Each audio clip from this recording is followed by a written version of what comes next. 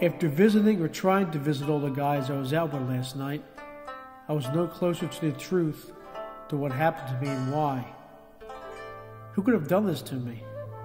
And why did they single me out?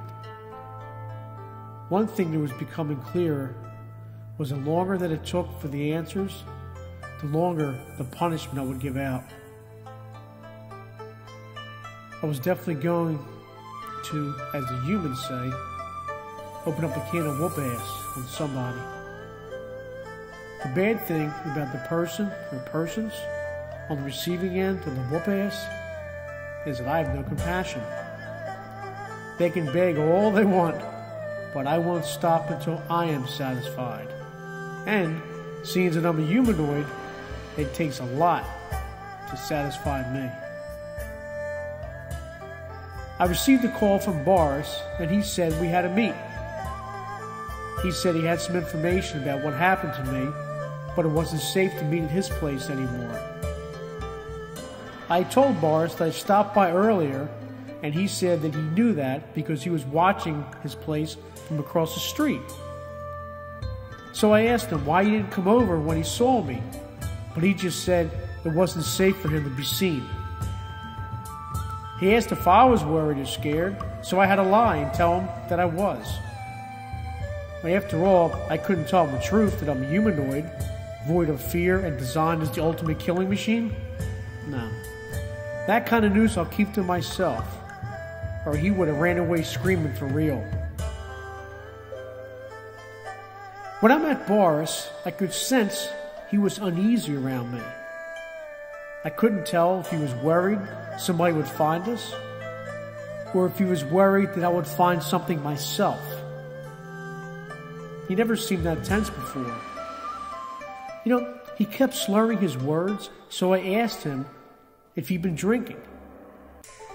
Boris said he had a few shots to try to calm his nerves, but that was a lie. See, when I met him, I shook his hand, and that allowed me to grab some DNA from his sweaty palms, which I analyzed right away. I found some traces of alcohol in his blood, but it was just beer, and light beer at that. So, not only did this guy sweat real bad, but he's also a bad liar. He's not drunk, and he's not trustworthy anymore either. My first instinct was to reach across the table and rip his throat out for having the balls to lie to me, but this wasn't the right time for that. Not to mention, blood is almost impossible to get out of wood, so today, this was his lucky day. Lying prick.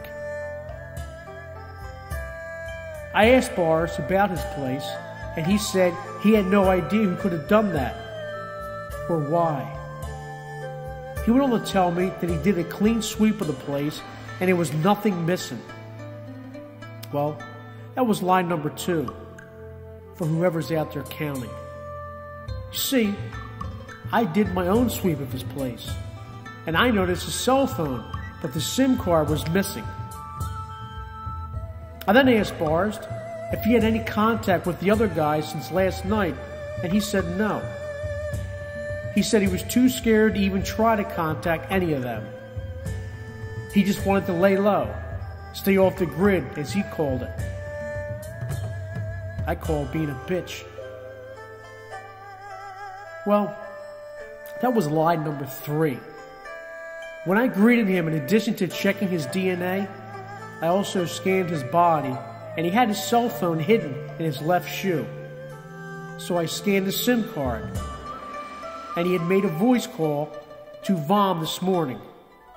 A 5-minute voice call, so either he likes to use up all the space on Von's voice messaging, or he was pretty chatty with Von. I don't know why Boris was lying, and you know what? I was beginning not to care. The thought of ripping his throat out became rather compelling to me right about then. I was just about to grab his throat when I sensed something in the air. It was there for a second, and then it was gone. A second later, I noticed a small dart sticking out of Boris's throat. Yeah, that same throat I was about to grab, someone beat me to it. Yep, Boris was dead all right, and the blood began to slowly trickle out of the pinhole onto the wooden table. Say goodbye to that nice table, and say goodbye to Boris, too.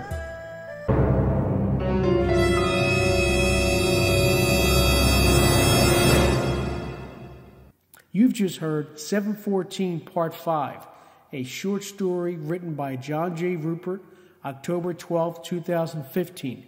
It was recorded, spoken, and music added by John J. Ruppert, January 24, 2016.